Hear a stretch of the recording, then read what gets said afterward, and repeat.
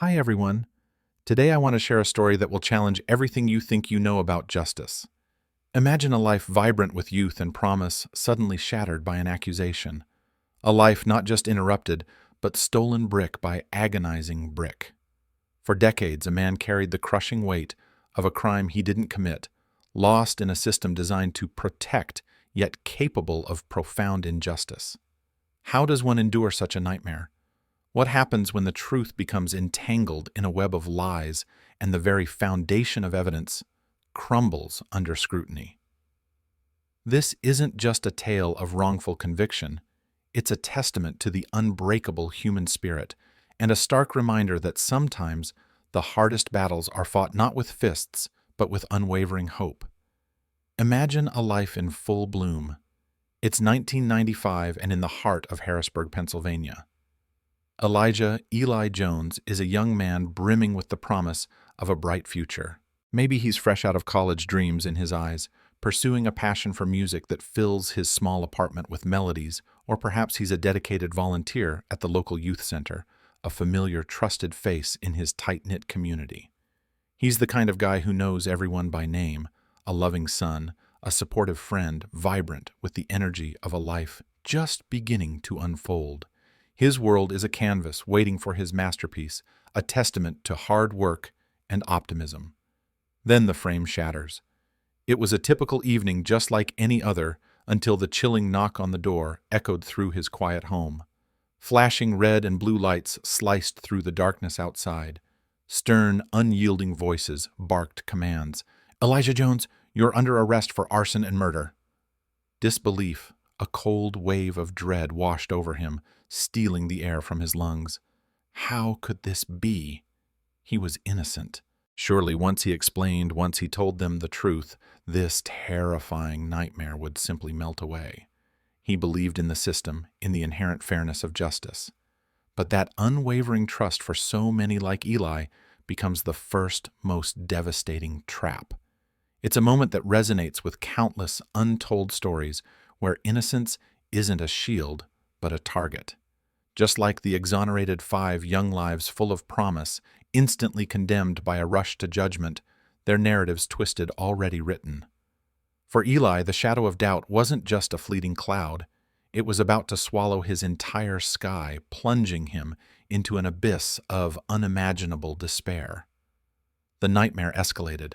Eli found himself trapped in the sterile confines of an interrogation room, the fluorescent lights humming overhead, blurring the line between day and night. Hours bled into agonizing days. Exhaustion, fear, the relentless grinding pressure from seasoned detectives. They systematically picked at his composure, breaking him down until the very concept of truth began to warp.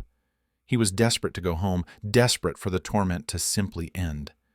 In that state of utter vulnerability, he uttered the words they relentlessly pressed for. He confessed. But this wasn't a confession born of guilt. It was a desperate plea for escape, a fabricated story. This was, in fact, a blueprint for injustice. His coerced narrative was riddled with glaring inconsistencies, blatant contradictions with the physical evidence available even then. He was told to describe the fire, starting in one room, yet the initial forensic reports clearly indicated the origin was elsewhere. He recounted escaping through a specific back door, but investigators found that door completely intact, while another entrance showed clear signs of forced entry and severe burn damage. This wasn't the spontaneous, detail-rich account of a perpetrator. It was a hollow, rehearsed echo of details fed to him by his interrogators, a terrifying testament to psychological manipulation. Then came the second, equally flimsy pillar of his undoing, the eyewitness Brenda Lewis.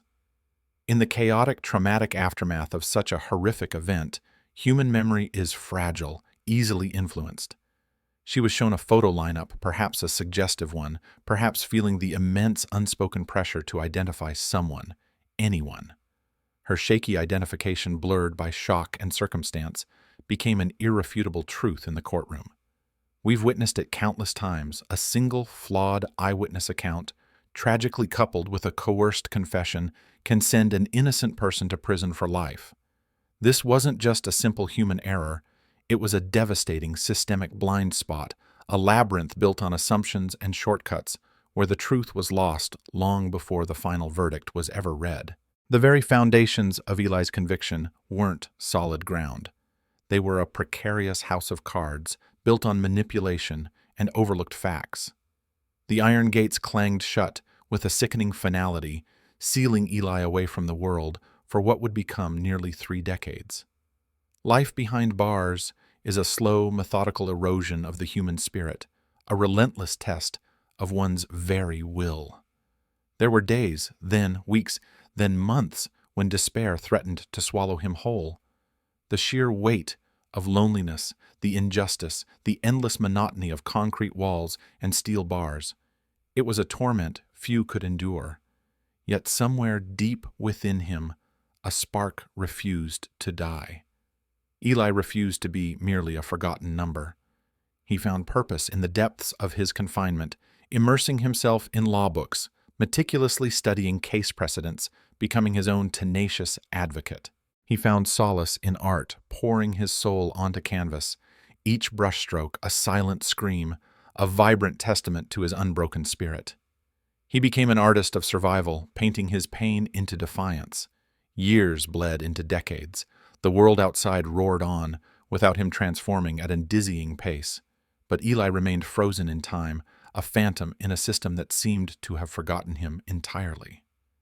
Then a faint beacon of hope pierced the darkness. Dr. Lena Caldwell, a tenacious civil rights attorney and the founder of a small, often underfunded justice initiative organization, stumbled upon Eli's cold case. Perhaps it was a faded newspaper clipping, a quiet whisper from a sympathetic former clerk, or a desperate handwritten letter from Sarah Jones Eli's aging mother, her own hope flickering but fiercely burning. Lena, with her sharp mind and unwavering moral compass, immediately saw the gaping cracks in the old verdict, the glaring inconsistencies that haunted her. She knew deep in her bones that something was profoundly wrong. Lena and her small, dedicated team, often working pro bono, faced an uphill battle against a monolithic legal establishment unwilling to admit fault. Every dusty file meticulously reopened, every old witness painstakingly tracked down, every new forensic test painstakingly commissioned. Each step was a monumental effort fraught with frustration. There were small victories, fleeting moments of triumph when a new lead surfaced, a critical piece of evidence rediscovered in an obscure archive. But then came the crushing setbacks, a judge's inexplicable denial of a motion, a vital document mysteriously deemed lost. It was an emotional roller coaster, a grueling marathon against time and entrenched power. Yet Lena, fueled by Eli's unyielding belief in his innocence and his mother's silent, agonizing plea, refused to surrender. Their fight was not just for one man's freedom. It was a desperate, courageous battle for the very soul of justice itself. The tide, imperceptibly at first, began to turn. Dr. Caldwell's relentless persistence, combined with the sheer, undeniable weight of Eli's obvious innocence, finally captured the attention of federal authorities. This wasn't merely about reviewing a faulty case anymore. It was about exposing a deeper, more chilling truth. And here's where the true gut punch of this story hits. The federal investigation didn't just uncover mistakes. They uncovered startling evidence of deliberate suppression. Imagine this. What if critical reports detailing initial leads pointing to the actual perpetrator were intentionally buried deep within police files? What if specific pieces of evidence conclusively ruling out Eli were not just overlooked, but actively hidden or even destroyed to secure a swift conviction? The investigation began to point towards something far more sinister than simple human error. And then a pivotal figure emerged.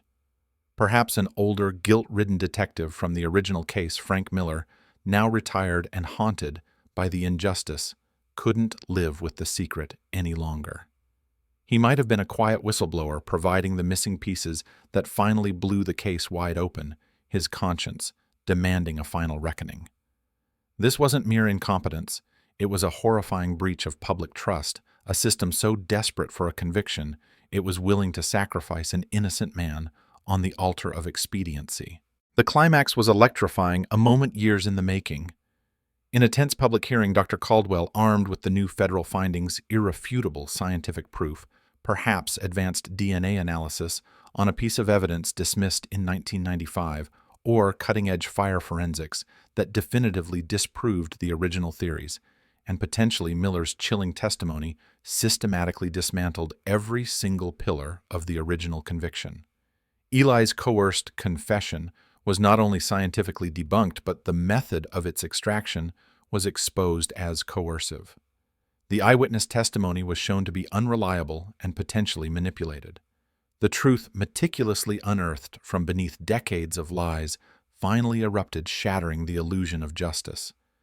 The court, stunned into silence, had no choice but to listen. The suffocating weight of the lie which had crushed Eli for so long was finally irrevocably lifted. February 27, 2024. After nearly 30 years, more than half his life, the gates of the state prison clanged open again, this time not to imprison but to release. The sun, blindingly bright, warmed Eli's face, a sensation he hadn't truly felt in decades. He took a deep, shuddering breath of fresh air, the scent of freedom, intoxicating, almost overwhelming. And there, waiting with open arms, her face etched with years of unimaginable pain, but now alight with pure, unadulterated joy, was his mother, Sarah. Their embrace was more than a reunion. It was the restitching of a family violently torn apart, a silent, powerful testament to an unwavering love that had defied time and incarceration. But freedom, after so long, is a complex, often bewildering beast. The world had roared on without him transforming beyond recognition. Smartphones, the internet, a society pulsating with technology he barely understood. Eli faced the daunting task of re-entering a life he barely recognized, grappling with the profound trauma of wrongful imprisonment. There were the quiet moments of disorientation, the struggles with basic modern conveniences, the persistent haunting nightmares. Yet, in the face of these immense challenges, Eli chose not to be a victim, but a voice. He embraced his past, channeling his pain into a profound purpose. He partnered closely with Dr. Caldwell's Justice Initiative, swiftly becoming a powerful, eloquent advocate, sharing his harrowing story with anyone who would listen. He spoke at universities, inspiring countless students, testifying before legislative bodies. His calm, resolute voice pushing for vital reforms in interrogation tactics and eyewitness identification procedures.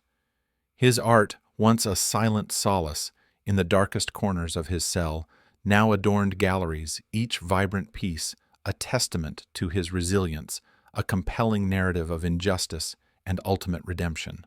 Eli Jones, a man stolen by the system, became more than just an exoneree. His suffering tragically became a catalyst. His wrongful conviction and the detailed, undeniable unraveling of its flaws directly pressured Pennsylvania to reconsider its policies, leading to stricter rules on recorded interrogations and stronger safeguards against misidentification. Eli Jones, a man unjustly confined, became a beacon of hope, proving that even from the deepest ruins, a future forged by fire can emerge brighter and more impactful than anyone could have ever imagined. Eli Jones's case, while deeply personal, resonates far beyond one individual's tragic ordeal. Legal experts like those who scrutinized the original Daniel Gwynn case universally point to instances like Eli's as stark warnings about the systemic vulnerabilities within our justice system. They highlight how crucial elements such as reliance on coerced or false confessions, flawed eyewitness identifications, and even potentially suppressed evidence can lead to catastrophic miscarriages of justice. The very fact that Eli, like nearly 200 others on death row since 1973, was later exonerated underscores a terrifying truth. The justice system in its current form is not infallible. This reality fuels powerful calls for the abolition of the death penalty itself, arguing that the risk of executing an innocent person is simply too great. The impact of such wrongful convictions on society is profound.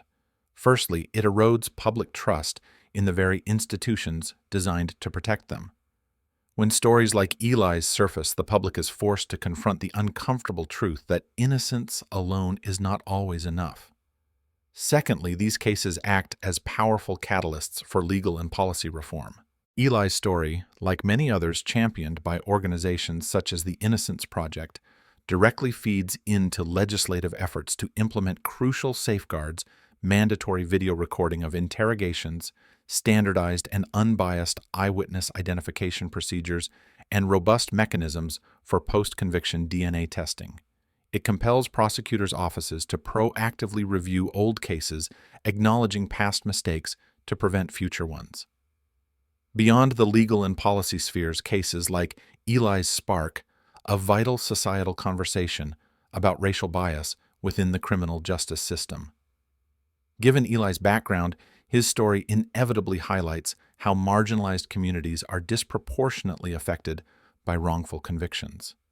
It forces us to ask critical questions about implicit bias, disproportionate policing, and the unequal application of justice.